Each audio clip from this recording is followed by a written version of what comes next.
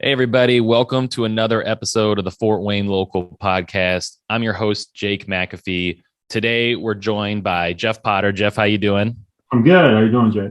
I'm good. So before we jump in, I just want to encourage everyone to subscribe on, wherever you consume your podcast, whether that's iTunes, Apple Podcasts, Spotify.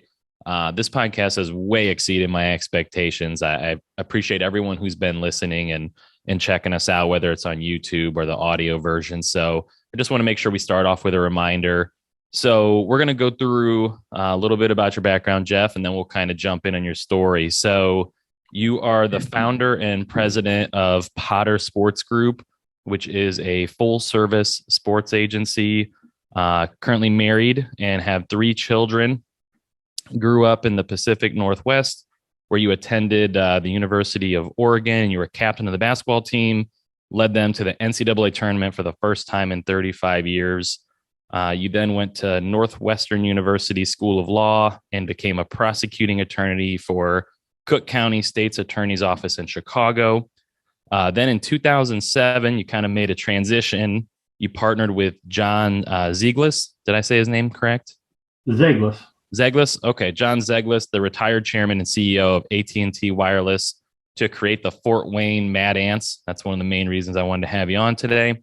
From 2007 to 2015, you ran basketball operations as the GM, and then won the championship in 2013 and 14, where you were named the D-League Executive of the Year. You helped to create the Owners Executive Committee, and you were one of the leading members that negotiated fundamental changes to the business model to the D-League franchise. Then in 2015, you sold the franchise to the Indiana Pacers and served as the president until 2016, where you founded the Potter Group, which you're currently running now. Very active in the community, serving on the board of directors for the Mad Anthony Children's Foundation, the Embassy Theater Board, the Trine University Business School Advisory Board, and the Indiana State Chamber of Commerce Board. I kind of just wish you had applied yourself a little bit, man. I think you could have really made something out of your life there. Yeah, So it sounds so bad when you haven't read that. I'm just Only kidding. correction is I went to Oregon Law School, University of Oregon. I went back. I'm a double duck, as they say, but I spent my last year as a visiting student at Northwestern because I got married after my second year of law school and Gotcha. moved to Chicago and I spent that year there. Okay. And I'm obviously kidding. That's an incredible resume. So, I'm sure we could do a whole episode on being a prosecuting attorney in Chicago, but I kind of wanted to, I kind of wanted to start. Industry, lots of business there. Sorry. Yeah, I bet. I bet. So I kind of wanted to start. How did you go from being a prosecuting attorney in Chicago to partnering with John and bringing the Mad Ants to Fort Wayne? How'd that become an idea? Like, where did that come from? Well, John is my father-in-law, and I when I got done playing, I played professionally for 6 years overseas, and got to travel the world and play some good basketball. I got to be about 28, 29. I wanted to be totally done with basketball. I was so tired of politics and coaches and GMs. It was just the worst to me. And so I went to law school with the idea I was going to be a prosecutor, and criminal law appealed to me. So I'd been working for the state's attorney's office for a couple of years, and I actually had interned for him or clerked for him for a year before that. So I've been with them for a decent amount of time. And when I was clerking with them, they would have me doing, small felony narcotic trials, but still they're felonies. And you're in court and you're making arguments and getting killed because you're not very good at it. But it was really interesting to do that. And then once you get hired, they start you out with appeals. And that really just dragged on me. I mean, it's just sitting in an office writing reply briefs and all that good stuff. And I don't know, a couple of years in, I just was wanting to get back out. And during that time, my father-in-law, CEO and chairman of AT&T Wireless at the time, They were getting close to selling the business to Singular, and eventually did for I think at the time it was the biggest cash deal in history, like 44 billion. And so he was looking for something fun to do, and we discussed the idea of starting some minor league teams. And I think we first kicked around the idea of baseball, but we didn't want our summers ruined by having to work baseball games all summer. We looked at hockey, and neither of us are hockey guys, but I had known obviously about the NBA, it's D League at the time, and I saw that it had added some old CBA teams, which I'm sure some Fort Wayne listeners might be familiar with, the CBA, Continental Basketball Association. And so I said, hey, if we're going to do this, this is the league we'd want to do it in, because this at the time there was the NBA D League, and there was still the CBA kicking around. And we had talked to a team in Rockford, talked to some guys in Gary, and I don't think either of us felt very good about where that league was financially. And then there's the D League, and it had not been very successful. They had put it in the Southeast, and a number of teams weren't really having success, but they had added on some traditional minor league markets, and some of the better CBA teams jumped over to them. And so I said, listen, if we want to do this, this is the route to go. And at AT&T Wireless, John had gotten to know David Stern because they were the number one advertisers for the NBA, or one of the top ones, if not the top. And yeah, so one day he says, okay, I got a meeting this coming Friday in New York with David Stern. And, I'm a middle-class kid from South Seattle, and it was, worshipped NBA basketball my whole life. And the idea that I'm going to go meet David Stern or sit at a table, across a table from him, was, it's like the old Wayne world. I'm not worthy. But I called in sick, flew out to New York, and had a meeting. And they were really looking to be aggressive and growing the team. And I think they obviously trusted John. They sure as hell didn't trust me. I didn't know what the hell I was doing. But they were saying, hey, what about 2 franchises or 3 franchises? And I think we thought, let's see if I can, let's not to lose too much money if we're going to do this. So we walked out and we had a franchise, and so that's kind of how we got started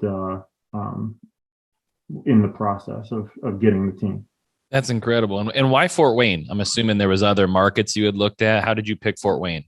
Yeah, we looked at a lot of different markets, and it's quite a process to start a franchise. The NBA is, the acronym nothing but attorneys. So there's a lot of hoops to jump through.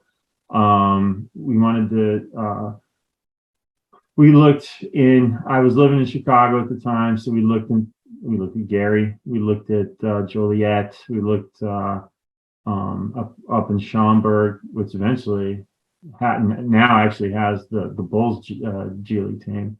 But everything kind of had to be based around where my father-in-law lived, which is Culver, Indiana. And we eventually got introduced by it was the league guy named Phil Evans, introduced us to some guys from Fort Wayne. Kind of fit what we wanted in terms of a traditional minor league market. We didn't want to have to compete against a major league team or anything like that. The Comets obviously are an incredible success story. They had the Wizards, which are the Tin Caps now. So it was a good market. And, from everything we'd heard, that the Fort Wayne Fury had some success here too. So we thought there was a basis of to move forward. So we were introduced to a few of the old Fury owners, a guy in particular named Denny Sutton, who really helped us along in the journey, and also met many other guys who eventually became investors, like Matt Momper, Momper Insulation, Doug McKibben, Gary Probst, and Mike Thomas, and Tim and Tom Borney. So once we got just all of these things and really good local guys that we can partner with, good minor league community, it just seemed like a good fit for us, and so we decided to move forward.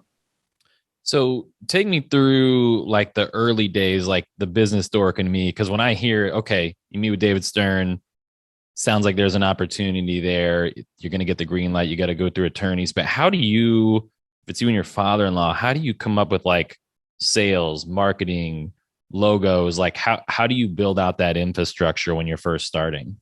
It helped that I had the best mentor you could possibly dream of. My father-in-law, I mean, he's just the smartest guy you'll ever meet, and I mean, he had so much experience in his career.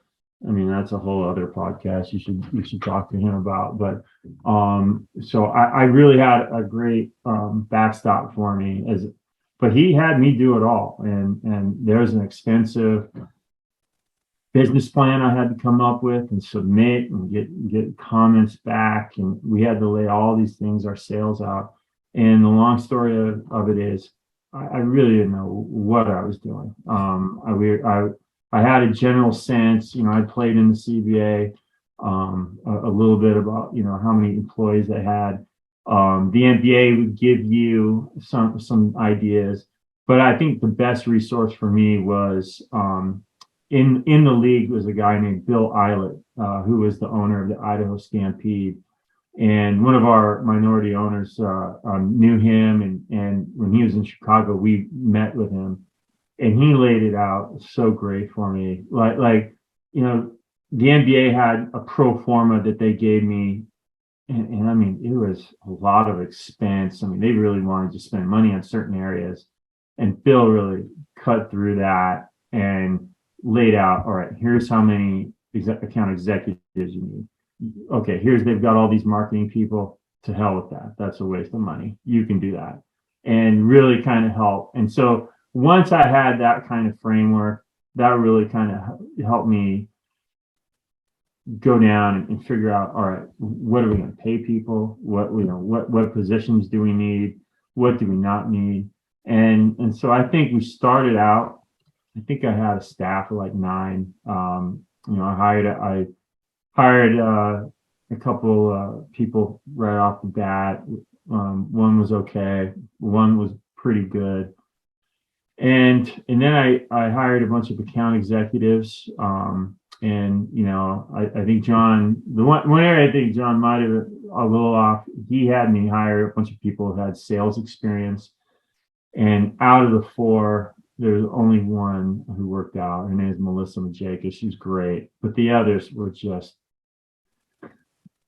old turds. And so I get this reputation in the league of firing people, but I really did. I mean, I think after 3-4 weeks, I was like, all right, we got to start totally over here. And so I canned all them, kept Melissa, and just kind of you built out from there. But there's so much, I'm glossing over. How do we come up with name? How do we come up with a logo? Marketing, all this. How do you roll this thing out? How do you get season ticket holders? How do you get all the, making sure your communications are in order? So when you do announce, finally announce the team, you're ready to take orders and things like that. But I'm not sure I'm answering your question very well, but no, it's a lot. It was a long process for sure. So yeah, I'm just hearing basically you were given parameters from the NBA, and then you had to essentially create pay structures and an organizational structure, then hire them, and then get it rolling. How much time did you have to put all that together? This is kind of a side tangent. This is just interesting to me because I know I'm a real estate agent, and we have sales and marketing, and just in my little 5, 6, 7 person team, it's a lot of work. So the thought when I was reading this and picturing myself trying to do what you did, it's sounds like there's probably some sleepless nights and a ton of work. Lot of sleepless nights. And so we announced in April of 2007, and I had been working on it probably 9-10 months. And they say you need to have at least a year. So I mean I was playing catch up and hustling. Not only do we have to find the right town, I had to negotiate with the Randy Brown to get a decent arena lease. I'll debate. I'll refrain from comment on that went. And we had to get practice space. We had to get, just there's so many things you have to do. And yeah, it was a lot of ups and downs, a lot of sleepless nights. I remember our hiring a coach, hiring an assistant coach. And so there's just a lot of balls being juggled at the time. So it took, like I said, it took us about 9-10 months to get started. I think the one thing we did well is we did find some good core people, and we were lucky. We went all fresh out of college people who we didn't have to pay a ton of money to because we just didn't have the time. I mean, we wanted to stay as lean and mean as possible because we knew we were going to lose our ass those first few years as we were getting started. But yeah, it was a long process, and but eventually we got the right crew and started to roll a little bit. And then you were doing this in a recession then, right? How did that affect things? Like, were there times where you had some doubts, like, what am I doing here? Terrible. Honestly, that was. I started the franchise. I started the Mad Ants in a recession. I started the agency in a pandemic, and so the timing is terrible.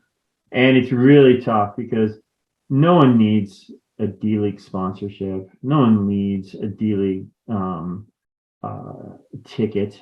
And as these organizations are paring down to deal, hell, they're letting people go. They're not going to spend a ton on sponsorships, but we were able to find enough that we were able to find some really good sponsors, to join us, and we couldn't really do it. In the NBA, there's they want you to just get these monster sponsors and $100,000 sponsors, but that just wasn't realistic for us. So we just had to go volume, and we get $5,000-$10,000 deals, and just kind of keep building like that to kind of keep us going.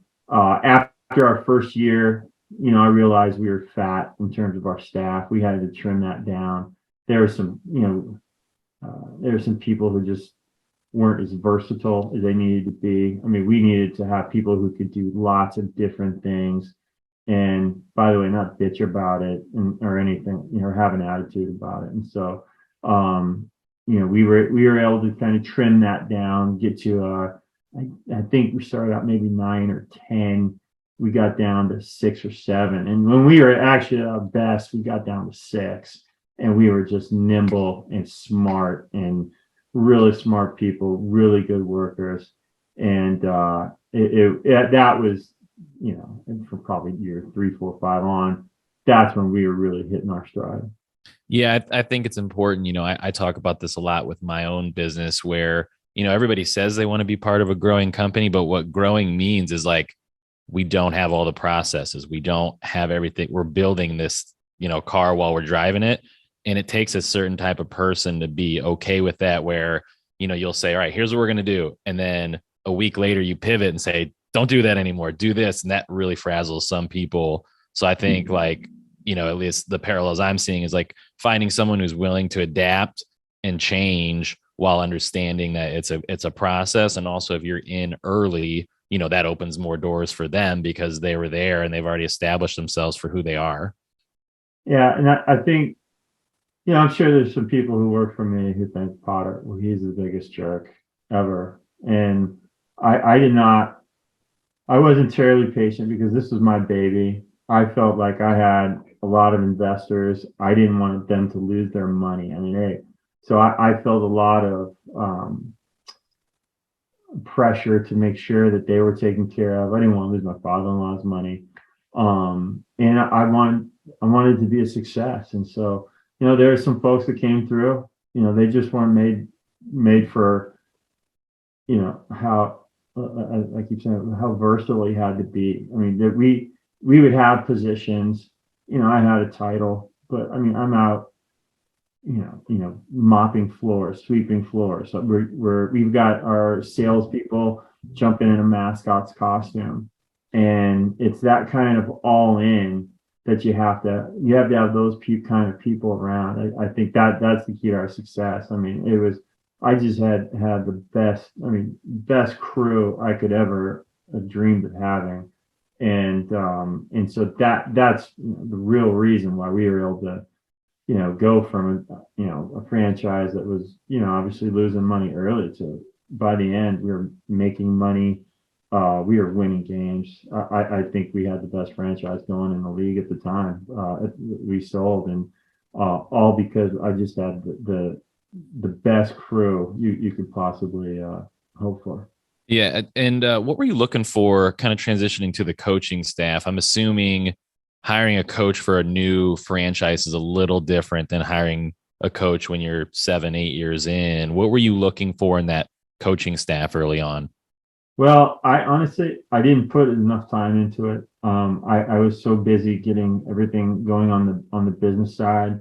I had an investor who was uh, quite involved with the Fury, and he was really pushing hard for a guy named Kent Davison and Jaron Jackson's assistant.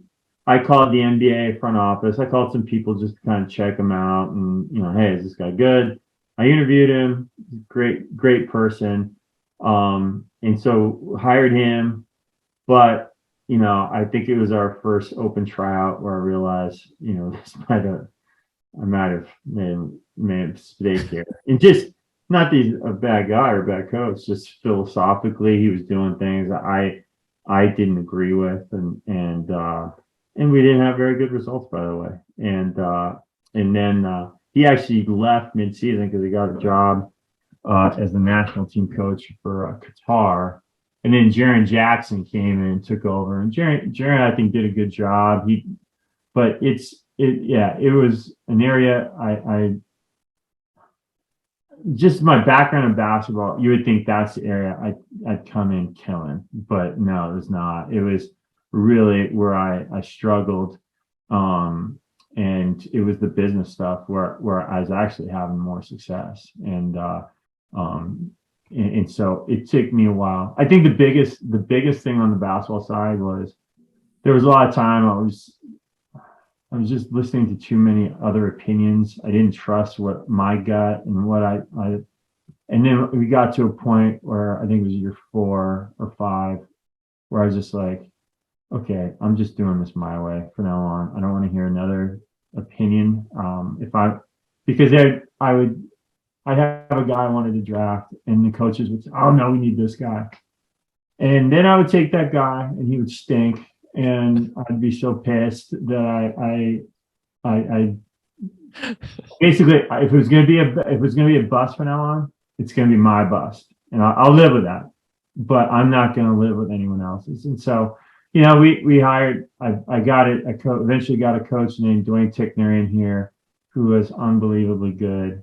And I should have hired. I had a chance to hire him our 3rd year. Should have hired him then, but he came in and just immediately changed the culture on that basketball side, and that really helped us get going. And then he got an NBA job, and then I went and took a guy who I'd been kind of had my eye on for a year or so, and then Connor Henry, and then that's when we won the championship, went to the finals the next year, and really had those last 3 years just were so fun. You'll never be able to replicate something like that. So that's a good transition, because I was going to ask, once you're a few years in, you're starting to work out the kinks, you're starting to get your processes down. What's a good memory that stands out, just from when you knew, like, all right, we're out of the baby phase, like now we're kind of getting things rolling here. Like, what's something good that you remember? Well, it was that. Well, I'll tell you one thing that was a good memory. I think it was our 4th season. We were lousy. 4th or 5th season. Let me see. It was our 5th season, but we had Christian Leitner as our assistant coach, who is he just makes things fun because he's such a fun, big personality.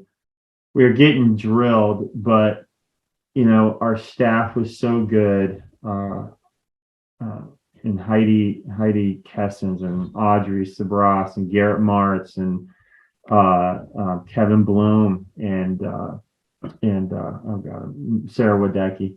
We were just so tight that and we were doing so well on the business side, and that we were always hoped the team would win, but we lost so bad. We were just having so much fun, and then the next year on the basketball, when we actually were really good, there was a lot of fun years because we were kind of 500 there for much of the season, and then I made a really aggressive trade to I traded my first round pick and Jawan Johnson, who had been my first round pick, but he didn't work out. So I sent them both for Luke Herringody, if you remember him from Notre Dame. And Luke, I mean, he maybe played 14 games for us, but he was so tough. He was so good. I mean, I think we won every game. He got called up or hurt or something like that, but the momentum had swung. And we had another kid named Tony Mitchell, who was he's the best player who's ever played in the G League or D League. And he just took it over from there. And so to finally break through and make the playoffs that fifth year, really special. The next year I mean, we were so good. We were 34-19, swept through the playoffs. And to have that happen was really special. To lift that trophy in that arena, it's I'm looking at my net above me right now, but it was just that was kind of all this turmoil, all the losing, all the struggles, that was finally to pay off, and it was, just a really special moment. And then honestly, almost as special to me was the next year going to the finals. We didn't win, but I mean, the odds were really stacked against us. And they're in 2014 when we won it, in 2015 when we lost it. If you ever want to see a kind of a similar team, go watch the Battered Bastards of Baseball. It's a documentary on Netflix, and we were this independent D League team at the time, going against all these NBA front offices. And I mean, we were really playing well and having a lot of success. And so to win it, and then next year, basically with a new team, go to the finals and damn near have a chance to win again. Those were the two really special things that stuck out there for me. I feel like that's kind of the American. I can't limit to just one, Jake. I gotta. No. Hey, listen, I told you this. Free form. Told you free form. What's something you'd want to do different? Like if you were starting it over again, what's a move? And you may have touched on it already, but what's something you'd do differently? I would have, just what I talked about earlier, I would have listened to my gut. I would have trusted myself a little more. It's hard though. I had never done this before. I didn't know what the hell I was doing. And some would probably tell you I never knew what I was doing. But there's just some things that in my gut, I would say that this just doesn't feel right. But I would do it because I assume this person has some experience and knows what the hell they're doing. And people ask me that. I always tell them, don't assume anyone you're talking to knows what the hell they're talking about. All right, just go with your gut and make the mistake if you have to. But so I would say that I'd say be less afraid of making mistakes, because I ended up making a ton anyways, and it's just going to happen. There's probably a million things I could think of, but that was, to me, the when I really made a change of just trusting, just let's go for it. If you're gonna make a mistake, make it be yours and deal with it. That's when I thought things really you saw our franchise rise, and I wish I would have done that earlier. Yeah, I feel like, man, that's like, you're like speaking my language. I feel like that I've went through the same maturation process where as soon as I started going with what I thought, whether hiring or negotiating or anything, things just got infinitely better. And then, like you said, if even if you lose, like if you take an L, it's your L. Like then you can live with it. It's a lot tougher to swallow when you don't go with your gut and doesn't work out, and then you still got to live with it. So Let me tell you, it would. My wife would come, and I'd just be, my jaw would be jutting because something had gone wrong, and I knew we shouldn't have done this, but I did it because I assumed this person has more experience, and man, you just realize, don't overestimate anyone. and then what's something you'd want to say to Fort Wayne residents that they may not see from the outside? Like what's something you'd want them to either know about the team or the process or the athletes, just something that maybe an outsider wouldn't see that you think it's important for Fort Wayne residents to know? I always wondered if I showed them how much I appreciated them. And, there's a lot of times I'd be at a game and I'd be worried about all the people who weren't there instead of, really cherishing the people who were there. And I mean, we had a core group of fans that was just awesome. And, I'm not the most emotive person in the world. But I just am so grateful for them to give us a chance to come out to our games. And I just remember when we're standing up on our receiving the trophy and kind of a sea of fans on the court and enjoying it. It was just I hope I was able to show them how much I appreciated them and still do. I mean, like there are people who were sponsors for us from the very beginning. That is a risky proposition, and they're doing it purely for the community. I'm just so grateful to those people, to our investors too, these local groups who, some kid didn't know what the hell he was doing, starting a franchise, and yeah, let's do it. And the good news is when we sold, it was a great deal. It was a great exit, and we were able to more than repay their investment. So it was a good for everyone. Well, that's a perfect segue because I was going to talk about selling the team. So why did you decide to sell the team? It was an offer we could not refuse. And then why did they want it? Like, was that part of their restructuring, like with the Pacers and stuff like that? What was the mechanics behind that? Why did who want it? The Pacers? The Pacers, yeah. Like, how did that kind of play out? I think we just kind of got caught in a perfect storm. More as I talked about earlier, in 2014 and 2015, basically, we were the only independent team left in the league. We had affiliations, I think, with 10 or 12 different NBA teams that didn't have their G League team. So teams were trying to grab them quickly. The good aspect for us was we didn't need to sell it. I mean, we were making money. We were winning games. We were having the time of our lives. And so we were in a really good spot. We could say, we have a number and, we're not going to sell for less. And eventually we were able to find something that worked for both of us. Yeah, but it was too good an offer to pass up. And so we took it. Okay. And for them, it got them their own franchise where they can expand their market up in the Fort Wayne, be more visible here in this market, as well as, because they would send the player down to me and I would not necessarily play that player. I mean, I had a really good team. I'm not going to put this kid in here. He can't, I mean, he's not better than Tony Mitchell. He's not better than Chris Porter. He's not better than Ramon Harris. We're not going to do that. We're not going to mess up what we were doing here. He's not better than Matt Bolden or Trey McKinney-Jones. And so with that being the case, if they get the franchise for themselves, they can play whoever they want and focus on development rather than where, when it was the independent owners like us, how we were trying to win. That was the big deal. We wanted the trophy. We wanted the rings. And it just, I mean, our best years were when we were going deep in the playoffs. And so it's just it's turned into a different league now.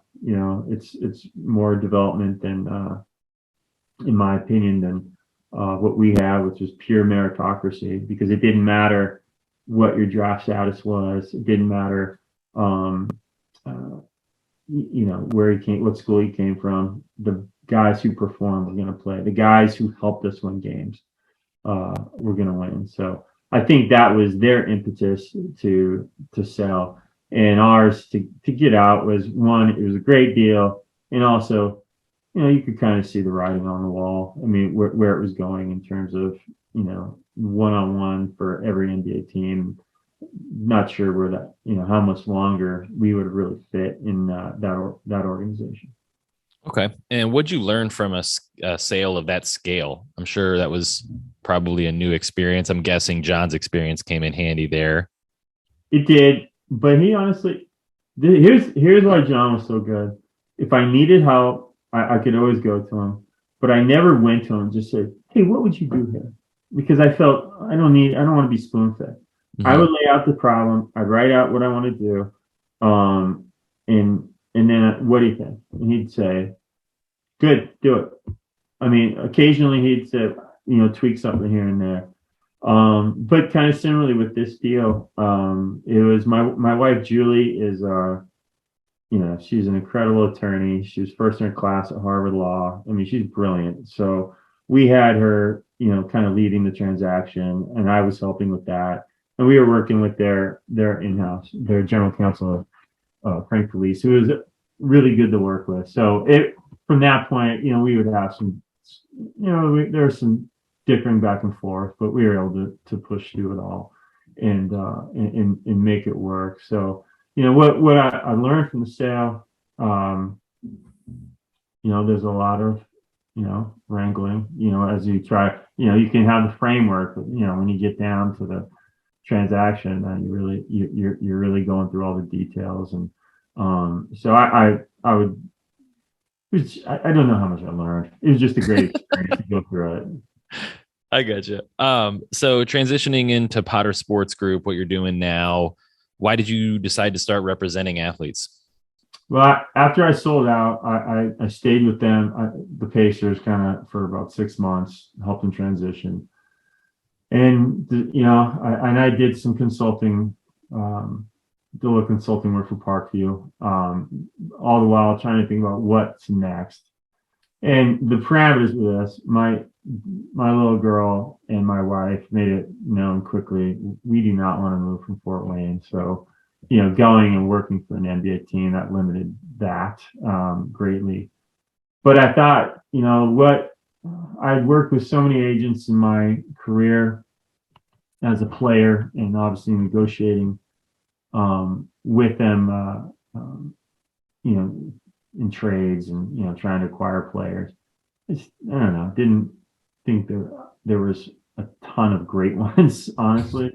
And I thought I could offer something better, and modest of me, I know, but I think that I think that one of the things we did really well with the Mad Ants, and why we had guys come back year after year, is that we really took care of players. And at Oregon, we were part of the North Carolina coaching tree, and so I would go back and work North Carolina camps, and Dean Smith and Bill Guthridge. I mean, the way they treated their players was just on a whole other level.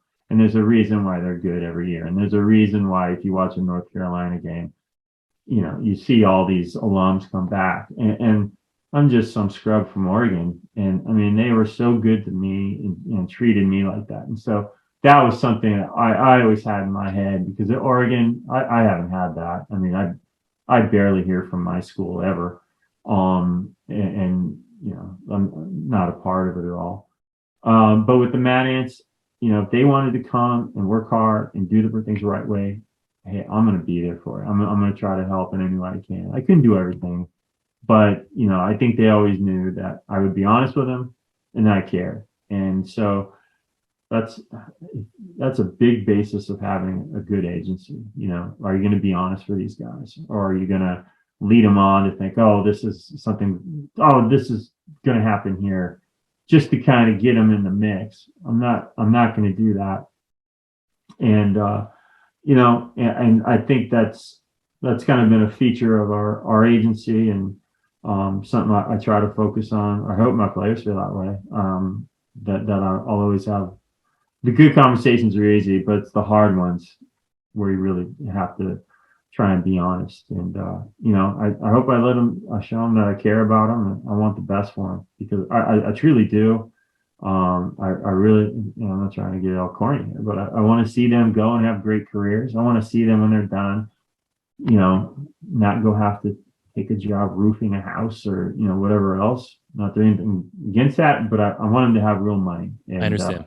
buy a house, have a BMW in the garage and things like that. And so, yeah, that's kind of how we went into an agency. The next question is, do you do your own, or do you try to join a bigger agency? And for me, I just liked having my own business. I like being my own boss, and I like doing things my way. And and so that's why I decided to do it out of here and start my own, which is not easy, by the way. Yeah. I mean, well, that I was going to say, so, there's a lot of parallels between our industries. I mean, obviously the scale's a little bit bigger with you, but, having a tough conversation, for me, it's not telling a seller a price just to get the house. Having a tough conversation when 10 people in a row say it smells like pee, like those aren't easy conversations to have. You know what I mean? But I feel like I have a moral responsibility to do it. And then the chips are going to fall where they may, and you're going to lose people along the way. But ultimately, I feel like what I'm hearing you say, as long as you're like North Star is telling the truth and shooting people straight and trying to do what's best for them, like it's going to work out more than it doesn't. I feel that way. And it's just too hard to lie. So might as well just get it over with. It's going to come eventually. So I always try to be honest with guys, and I've had some tough conversations, and a lot of those guys are the guys I'm closest to. Played for me 15 years ago, but we're all still really close, and so that with the agency, the only difference is, when I had the team, I didn't, they couldn't fire me. If I had something to say, I could a little more freely say it. But when I say something, it's very risky, because I say, "Okay, Potter, see ya," and fire me. But thankfully, that has not happened yet. That's good. I hope they don't hear this and get any ideas. So what the game is obviously changing, with social media, personal brands are becoming, coming to the forefront. Youth camps versus, like, I'm sure even from when you started to what they are now. What are some of the changes you see coming to your industry, or like, how are you going to stay competitive moving forward with a changing landscape like that? Well, the biggest issue is the name, image, likeness stuff. Mm-hmm. And I was talking to a kid from Eastern Washington. This guy's a stud, and I was in on him early, first agent to call, but I lose to him to one of these big corporate agencies, just because they have these, they've got a NIL portion of their business that, they can take it and, get the kid some money. And, we're a small agency. And so that's something that's going to be a challenge for us. And that will be, so there's some agents that will take players out of schools, and they'll say, go in the transfer portal and we'll shop you to all these different schools and get you a bunch of money. That's something I don't know if I'm ready to do that. That feels, you talk about your North Star, that doesn't feel right to me. And it feels a little dirty, but, perfectly legal. But for me, those are things that we're going to have to navigate and see what, how is that something we have to really get into, or can we carve out our own niche doing something a little bit different? And that's kind of where my focus is. Is there something where, we could be a flight to quality once some of this, things don't work out, maybe the shine isn't quite as what they made it out to be, and so far so good, and trying to go the path we've gone. What is your competitive advantage? Obviously, you talked about you're competing with the big corporate names. I find myself doing the same thing. I've only been back in town 3 years, so they're sitting down with me, and then they're going to sit down with the person who's been front and center for 25 years here in this town. And I win some and I lose some, so I kind of know that feeling. How are you? Bringing a different angle or a competitive edge on the competition when you're sitting down with an athlete. Well, I think the one thing I don't think there's many people who have my background. You might get a guy who's played basketball, but maybe not as high as I have. Maybe certainly not many players have gone on to get a law degree or start their own franchise or business, and so you really look at the way I mean, I've seen the game from every angle. I've gone through tons of experiences that most of these other agents don't understand. And when you go up against those, at least in our business, I signed with a big agent coming out of Oregon, and it was cool. Like he had a lot of great names, but when it came to when I needed him on the phone, when I needed something from him, I can't get him on the phone, or I'm getting his subordinate or someone like that. And so I think that's the difference. I think that when you sign with Potter Sports Group, you're getting me. And I have a partner, Garrett Martz, who was with me at the Madians. And we work this hard. If they're texting us, I mean, Garrett's line is that you're going to see the three little dots coming right back at you, and so just the level of personal attention that we give our guys, the level of honesty, and I think that a lot of times when it comes to making a decision of what team to take, what job to take, I think that the advice I give is coming from much more experience, personally having played, understanding the business and the different ways that I do. I just think it's a better piece of advice that we all give guys. And then, just to go back to the personal relationship, that's something that we talk a lot. We bring them out here to Fort Wayne to work out in the summers, and I think all those help kind of create a bond and a familiarity and comfort that I'm not sure you get with other agents. I'll sit and watch a game, and I can sit and go through and say, hey, look at this play here. Maybe you should look at this. Where other guys will just say, okay, well, you only scored this amount of points, but there's so much that goes into that story and that game rather than just looking at a box score. And I think that's where I think we can compete and separate ourselves. I love it, man. Well, I'm going to wrap up. First of all, I appreciate you being so candid today. This was a fun story. I'm going to finish the same way I finish every interview. What is your favorite thing about living in Fort Wayne, Indiana? Well, there's no traffic.